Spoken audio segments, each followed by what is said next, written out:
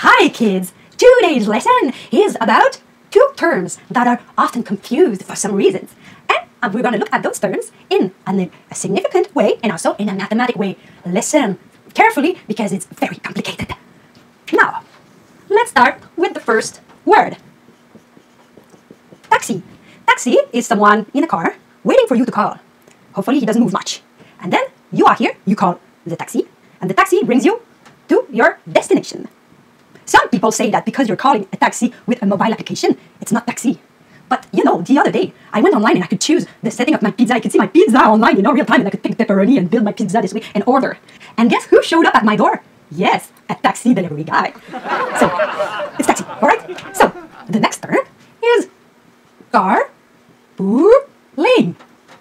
This is a great activity because it allows two people to go the same way instead of taking two cars. So let's say this person goes from that point to that point, and this one says, hey, I will go there with my car. Then I jump in. And sometimes you get more than one passenger. You can have two, you can have three, even more. But the idea is to share the cost. So the cost is way less than taxi, of course, because it's to cover the price for the ride. So it's small. Here is big. Now, let's look at this in a mathematical way.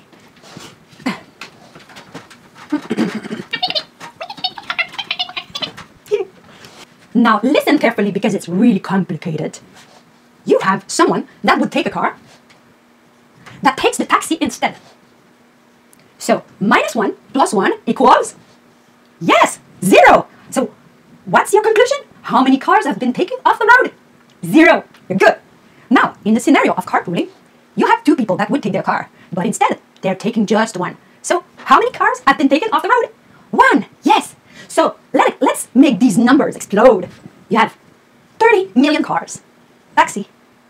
In a day, how many cars have been taken off the road?